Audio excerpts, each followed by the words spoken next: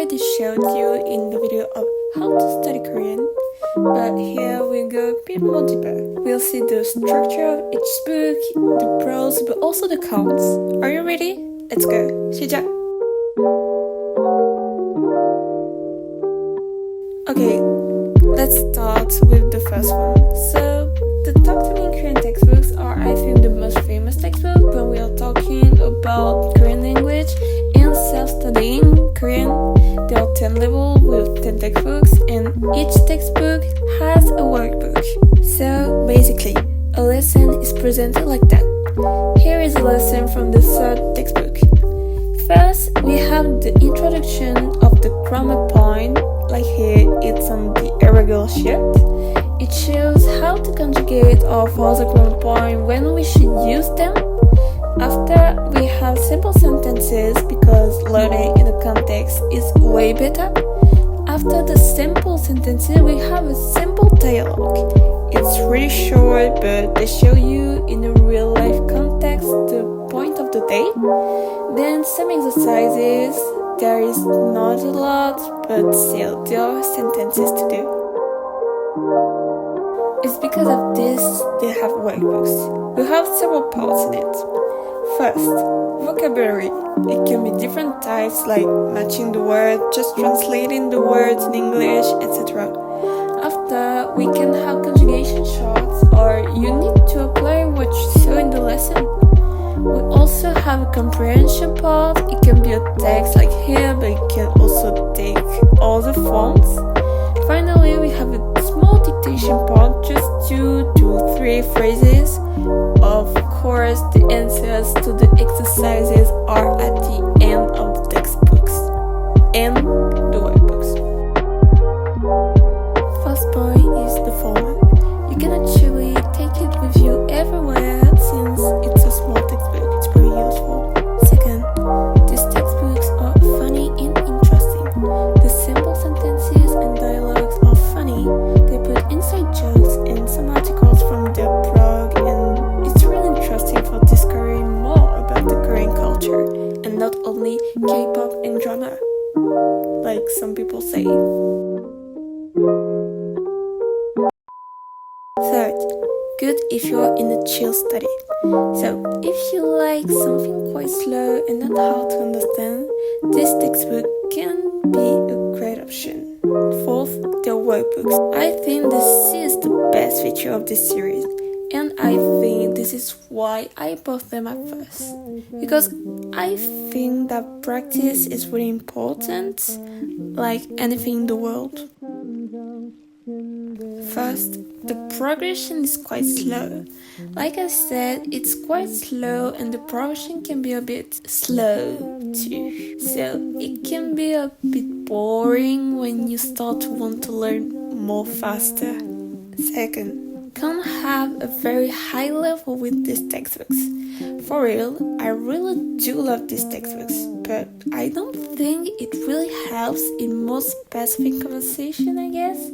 It will give you a big maximum intermediate level. You'll be able to speak Korean if you travel there, for example, but I don't think more. This is why I said that it's more for a chill study, not for being like a pro in the Korean language. Third, the price. Should I say it again? Yes, the price is so important. And these textbooks are so expensive. If you are in Korea, it can be good, but when you live abroad, the prices are so much expensive. It's way too much money for what they teach us for real. Fourth, it doesn't follow the topic levels. Like I said, these textbooks won't help you to be a pro in Korean, and it also won't help you to pass the topic, I think. I personally like to know my level and so study with this data in mind. Okay, this one is less famous and the reviews are really different. Some people say that they hate this textbook, others say that they love it, but I guess it's normal. We are all different and it's good. This series has 3 textbooks only, but no workbooks. So here I have the beginner one and I reviewed this one in particular. First, this textbook has several parts. The introduction to the Korean language, a getting ready, and after this we have 24 units and finally appendix. So, here a lesson in the Korean grammar in use. At the beginning of the lesson we have sentences with the grammar point of the lesson. After we have the grammar focus that I think is really understandable, more than the Talk to Me in Korean one. After we have a kind of conversations, even if it really don't look like, but still we have context. Also, sometimes we have a little bubble called Check It Out, and it can be details on differences between 2 grammar points that look similar. Then some exercises. Not a lot, but they are exercises. First, follow the topic levels. It totally follows the topic levels. One book equals 2 levels, and there are 6 levels in the topic, so only 3 textbooks. Second, the price.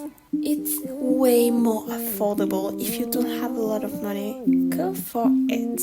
Third, good organization. Having a good organization and by theme like here is so important and useful for planning your study. I personally really like this. First, can't take it everywhere. This textbook is quite heavy and big, so it can be hard to take it with you everywhere. Like for a cafe, it can be okay, but if you go on vacations, it can be a bit heavy. Second, not a lot of exercises and no textbooks. The weakest point is the exercises. They are really simple and also they aren't a lot. Third, a bit less funnier. This textbook is really focused on the grammar points and teach you the Korean language, so it's a bit less funnier than the Talk to Me in Korean ones. So here my conclusion. If you really want to progress in Korean, pass the topic, etc., choose the Korean grammar in use. The price is way more affordable too, and the lessons are really well structured. If you're more in a really chill and slow learning style, you can use the Talk to Me in Korean textbook, even if I find that the Korean grammar in use is still better even for a chill study. So here's the end of the video. Thank you for watching. Tell me if it was useful or not for you. Just like, comment, share, etc. See you guys.